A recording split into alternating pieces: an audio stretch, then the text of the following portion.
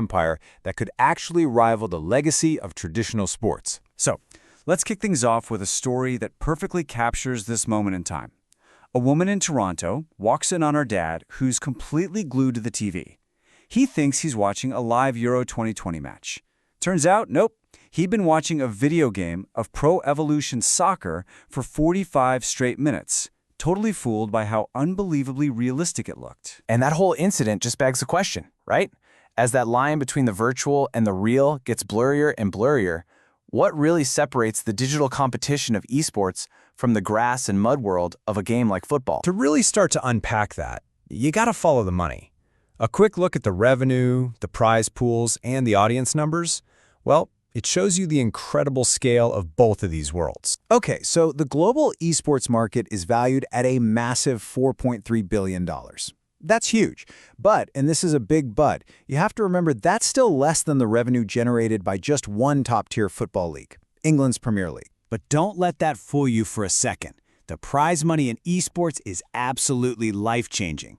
I mean, the 2024 Esports World Cup is putting up a staggering $60 million prize pool. That's the largest in history. And this isn't some recent fluke. The growth has been nothing short of explosive. We're talking about a jump from just over $5 million in total prize money in 2010 to more than $155 million by 2018. That kind of trajectory is just insane. So what about the audience? Well, the numbers are huge. The League of Legends World Championship, for example, pulls in nearly 7 million viewers at its peak.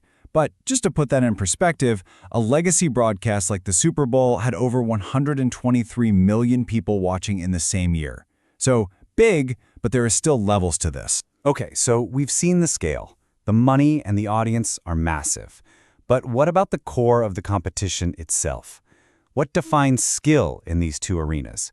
Because this is where things get really interesting and pretty heated. There is a fierce debate raging in gaming communities about what skill really is, and it's all centered on this concept of the meta, which is basically just the most effective tactics you can use in a game's current version. This user here argues that just knowing the meta isn't real skill. It's just finding a shortcut, a loophole. And this other user just doubles down on that idea. They're basically saying that elite-level play in a lot of esports isn't really about creativity. It's about finding and exploiting the game's code, its broken mechanics, to get an unfair advantage. And this really gets to a potential core difference. You know, traditional football so often comes down to raw physicality, team strategy, and these unpredictable moments of individual human brilliance. In contrast, the argument goes that success in esports can lean a lot more on knowing that meta, exploiting the game's AI, and just having insane reflexes and manual dexterity. But hold on, because the counter-argument is really powerful. This person compares it to League of Legends, pointing out that the skill gap between a good player and a great one is huge. But the gap between a great player and a top-tier pro is just astronomical. They argue it's not just about knowing the meta. It's about executing it perfectly under extreme, unbelievable pressure. So how do these very different competitive landscapes shape the culture around them? Let's take a look at how each of these worlds builds its community, its identity, its global tribe. To really get the culture of esports, you have to wrap your head around one key idea: fragmentation. Unlike football, which is, one single unified sport around the globe, esports is a massive collection of dozens of different competing games. Each one has its own audience, its own stars, and its own ecosystem. And history plays a huge part in this. I mean, the rules of football were written down way back in 1863. That's given the sport over a century and a half to build this single global tradition. Modern esports, by comparison, it's really only a few decades old. It's the new kid on the block. And that history leads to some really fundamental differences. Football communities are often generational. Your parents support a team, so do you. The sport itself belongs to everyone. It's in the public domain. Your identity is tied to your city or your nation. In esports, though, communities can be more fickle, tied to how popular a single game is at that moment. And that game? It's private intellectual property, owned by a corporation. Your identity is often linked to that specific game or a team that might not have even existed 5 years ago. But with all this massive growth comes massive pressure. There's a less glamorous side to this digital revolution.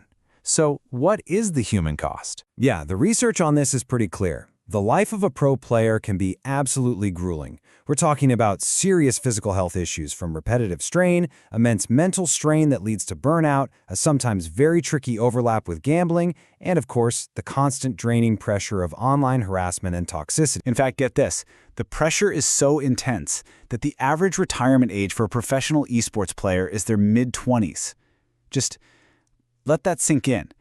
At an age when most traditional athletes are just hitting their absolute prime, these players are often already burning out. So, in response, experts and advocates are calling for a safer, much more structured path forward. This means doing things like providing real health and lifestyle education, regulating some of those gambling-like mechanics you find in games, making sure psychological support is available to every player, and making a real, concerted effort to build a more inclusive and less toxic culture for everyone. So, when you look at all this, it seems pretty unlikely that any single esports title will ever match the unified, global cultural power of football. The real question is a different one.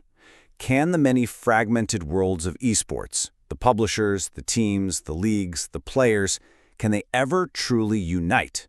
And if they do, could their collective force build an entirely new kind of sporting empire?